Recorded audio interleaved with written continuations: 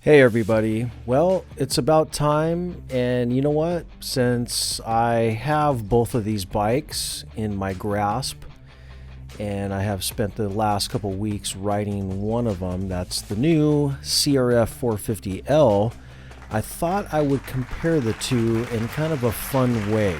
Now before all you guys get up in a hissy, this is just kind of covering a few of the major categories each bike shares, and I'm going to score 1 point for the winner of each category, just to keep it simple. And I'm sure you guys are going to find something where I missed, and then you guys can let me know in the comment box below. And I've kind of come to the conclusion that all dual sport riders aren't the same, and they don't like riding all the same stuff. And I've learned one lesson when I pretty much hammered the Husqvarna 701, that a lot of guys buy bikes for different reasons than other people buy bikes. And even with my review of the 450L, I find that even some guys even thought that bike was too heavy, or it wasn't able to carry enough gear, and so on.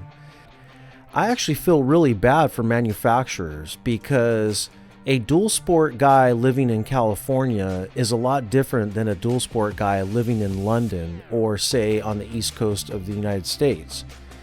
But that's another video and we'll talk about that later. But let's get right down to the point of, let's compare the CRF 450L and my 650 Dominator here on the right hand side. Now looks are everything, right? It's what our friends think, and and our wives and girlfriends at home, when you bring the bike home, it's the first thing people see, like, wow, that thing looks awesome. So for this, it was kind of a toss-up, because are you the vintage hardcore Mad Max guy where you like the Dominator on the right hand side, or are you all about new sleek design and tech? That's the CRF-L on the left. So I'm going to give this one to the CRF450L, and yeah, go ahead and complain. That's what the comment section below is for. So all you guys thinking that I just threw the 650 under the bus, we can hash that out down there. But the CRF450L is new. It's got great graphics. It's bright red, and I like it. I think I like the look over the old 650 look. It's just outdated. So there you go. 1 point for you. All right, on to reliability. Now, the CRF 450L has only been out for, I would say, 8 months, 9 months.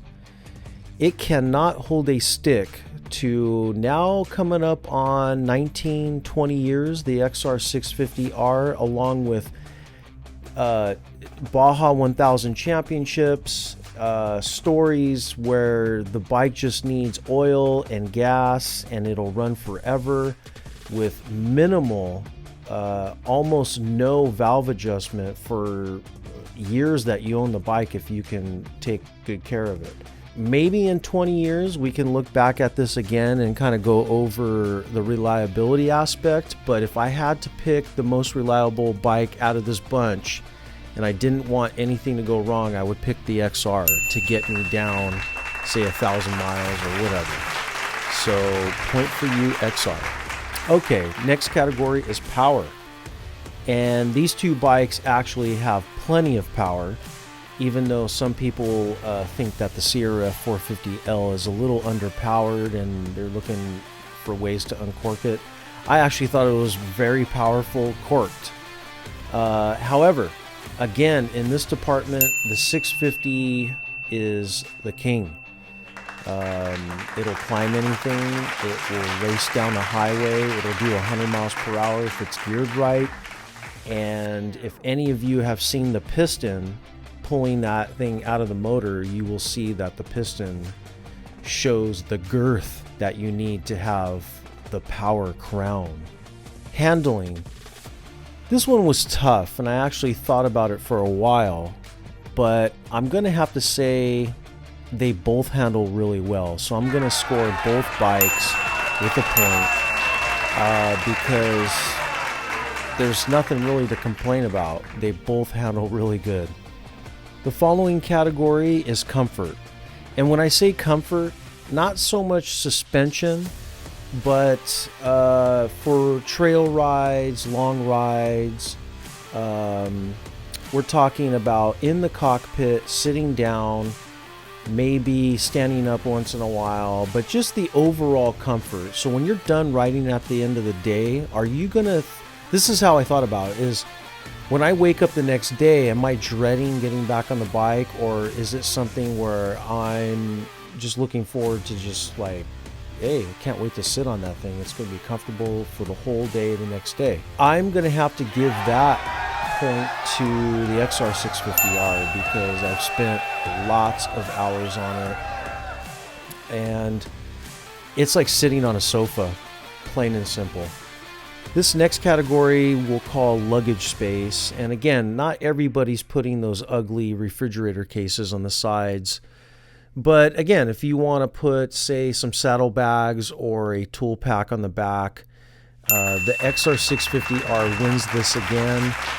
You'll see stuff on Instagram where these things, you could put a lot of stuff on it. And because of the weight and the size of the bike, you could put more stuff and probably more weight than on a lighter 450L where it'll cause, handling issues. It's the nightlight category. The CRF450L beats the XR650 because obviously I have a bigger light on my bike right there, you could see, but when you bought these things stock, the light was a joke. It was pretty much a giant Kmart flashlight that was stuck in some plastic. And that's what made Baja Designs a company it is now today, because it caused the company to come out with better lighting. The next category is highway. Now, when I say highway, it's up to speed between 55 miles per hour and say 85 miles per hour. Now, I've been on the highway on both of these bikes, and you might be surprised on what I think is better. And on this one, we're going to go with the CRF450L. I rode actually both of these bikes back to back with speeds between 55 and 85. And the CRF450L is smooth as glass. No shake, no wobble, no vibration. And the XR650R does haul the mail, but it is a little shaky, and that could be from a bunch of different things, but I don't know. This CRF450L is just awesome on the highway. The next category is security. So as far as the XR650R, I have to carry around like a little disc lock to lock on the back disc. But I am stoked on the CRF450L locking mechanism, which locks the front handlebars, and you can go into the store in Baja or at any kind of place where you're going to leave the bike for a little bit and lock the steering wheel, and that way nobody can ride off with it unless they have a master key. So the price category, we can go back to 2001 or 2002 on the XR, and I think it was around $5,000 to $6,000. Now today you could probably pick up an XR for about this, I would say $2,000 to $3,000, $4,000 to $5,000 on a really nice one that's plated. So in this category, it totally wipes out the CRF450L because that bike is way more than that.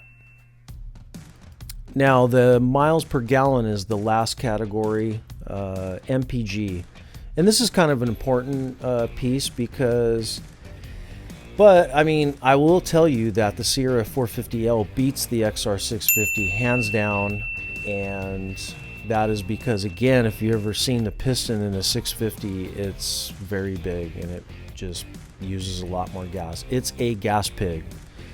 The XR450L is not, and I think it gets great gas mileage. Wow, so we're really tight here. You know, if they continue to make XR650 parts for the next 20 years, that would be incredible.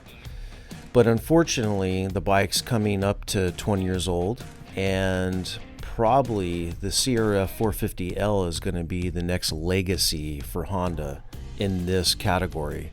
So let me know your comments below. Maybe there's some points that should have been scored for either bike that I missed. For that, we'll see you on the next one.